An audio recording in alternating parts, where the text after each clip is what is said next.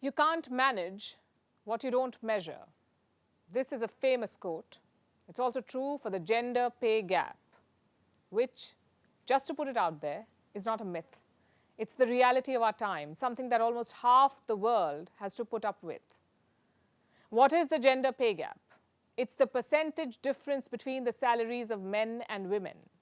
Globally, women are paid about 20% less than men. And in 95% of all occupations, men earn more than women. Now, Australia wants to tackle this problem. Australia has become the latest country to make companies reveal their gender wage gaps. Australia has passed new equality legislation. It will apply to all companies that have more than 100 employees. All such companies will have to report the differences between what men and women earn. And this was long overdue, we say. Women in Australia earn about 23% less than men. To make better sense of this, let's think of it in terms of money. A woman in Australia is paid at least $1 million less than a man throughout her working life. $1 million less.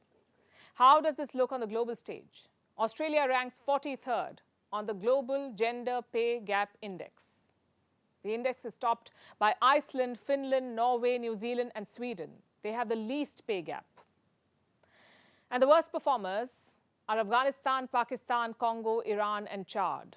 What about India? India ranks 135th on a list of 146 countries. It doesn't look good, and that's an understatement. India has a lot of work to do in this direction. Perhaps learn from Australia. Pay gap transparency is a very good move. Study after study has shown that transparency helps reduce pay gap. Look at the results of one survey. Making salaries transparent showed a reduction in wage gap by 50%. And this is good for employers too. When wages are more transparent, employees tend to work harder. That's what studies say. There is little debate among experts over the benefits of this. A growing number of countries agree. A lot of them are pushing for wage transparency. Australia has joined the list of countries like the UK, Japan, the European Union, and parts of the US. Governments are trying to improve transparency to accelerate pay parity. Take Denmark, for example. Their legislation requires firms to show their gender statistics. And since it passed, there's been a 7% reduction in gender pay gap. So reporting the pay gap is certainly vital. It's a very important first step, but it's not the end of the story. This is not a silver bullet that will automatically lead us to the finish line. Let's go back to Denmark. It saw improvements, but it came at the cost of a slow wage growth for men.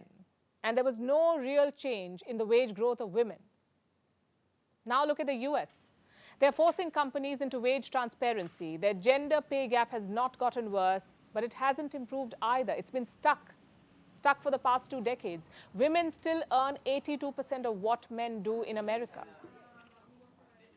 You see, reporting the problem is easy, it's just data. What's difficult is changing mindsets. Companies have to acknowledge the gap and reshape attitudes. And they must do it urgently because at the current pace, it will take more than 100 years to eliminate the pay gap globally. 100 years, which is unacceptable because women have done their part. They've ticked all the right boxes. They're more educated now. They've increased participation in the workforce. They take on more senior roles. So now it's up to governments and firms to do their part. The ball is in their court. In order to break the glass ceiling, women need to first get off the sticky floor.